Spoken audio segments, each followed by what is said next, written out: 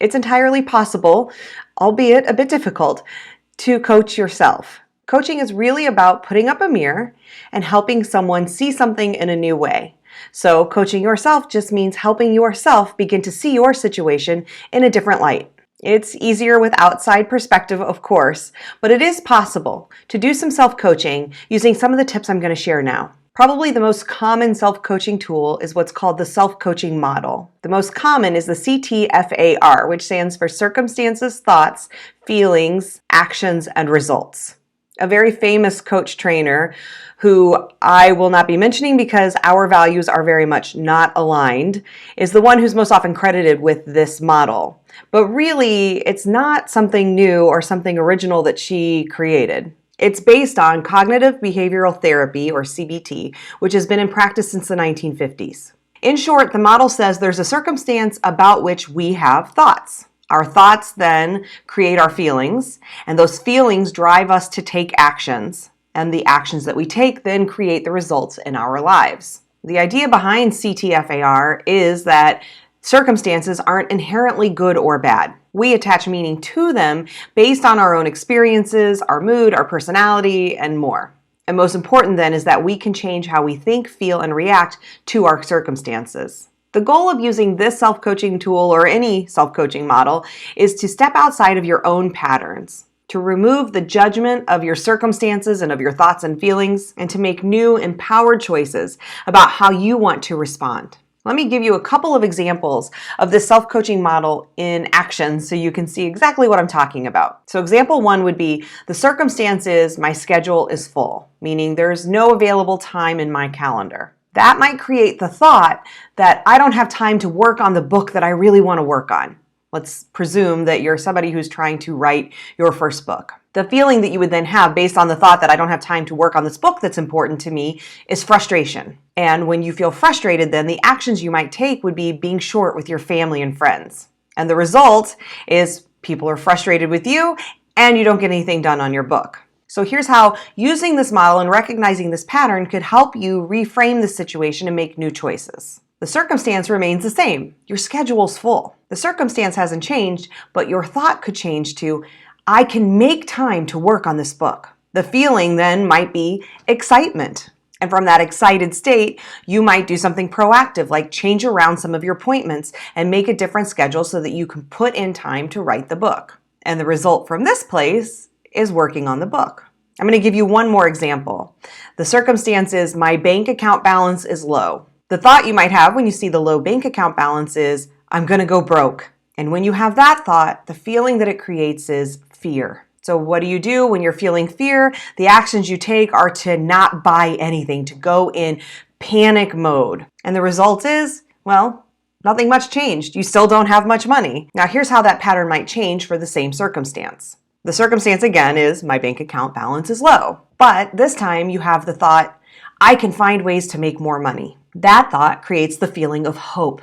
You feel hopeful now. And the actions you might take from that more hopeful place are more proactive, like selling some of your things on Facebook Marketplace to make some extra money while you're also looking for a new higher paying job. Or it might look like creating some sort of side gig where you're selling some service that you do or maybe some crafts that you make to make a little extra income. Either way, the result is now you have more money. Same circumstance, different result.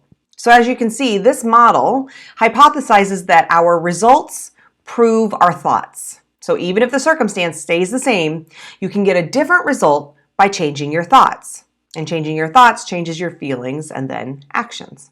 So what are the pros and cons of this self-coaching model that so many people talk about and use? I largely think that CTFAR is empowering and helpful. It helps people realize that their thoughts and feelings aren't facts.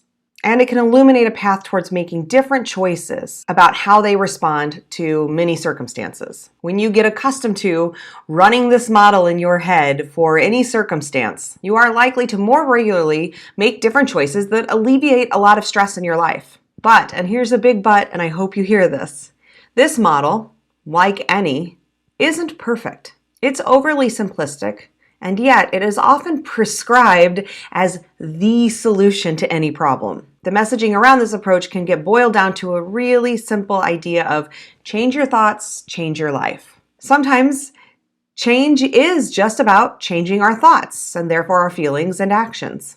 But it is important to be clear that that is not always true. And it is certainly not always that easy. It is really harmful to tell people to apply the CTFAR model to any problem, including things like racism, homophobia, sexism. All circumstances, despite what you may hear, are not neutral. There are some things that are just inherently wrong, and not all circumstances can be changed just by changing your thoughts and feelings about them.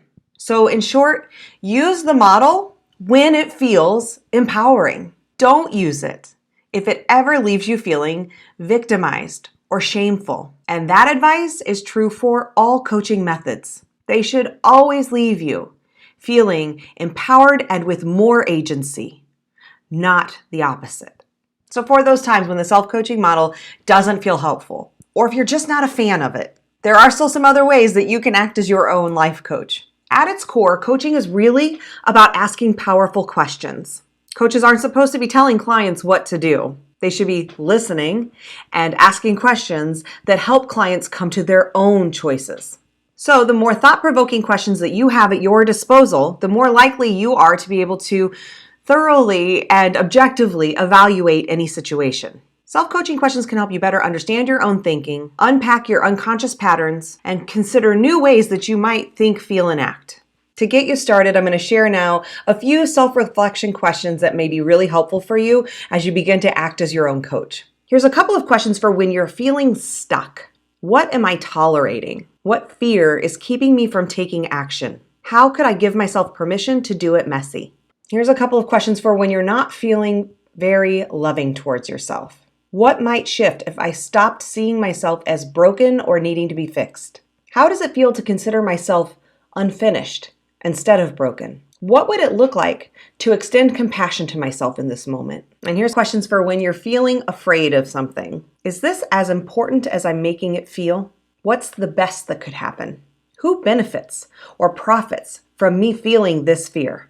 And finally, 3 questions to help you when you're making a big decision. What is the most loving thing I could do for myself right now? What would it feel good to do? What choice would be most helpful and what would be most harmful? Or another way of looking at that, what choice would be the most nurturing and what choice might be defeating? Finally, if you want to dig even deeper into specific areas of your life, I really recommend developing a regular journaling practice. I tell my clients all the time to journal, but I haven't always been the best at doing it myself. But now I've been doing co-journaling, meaning live guided journaling sessions with people in my membership, the Gutsy Boss Club. You can go to beckymollenkamp.com/club to learn more about that program.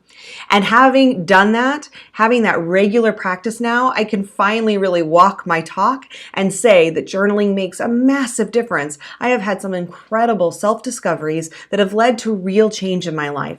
I can't recommend journaling enough, and I know that it's hard sometimes to put it high on your priority list, but truly it's a commitment to yourself and to your future.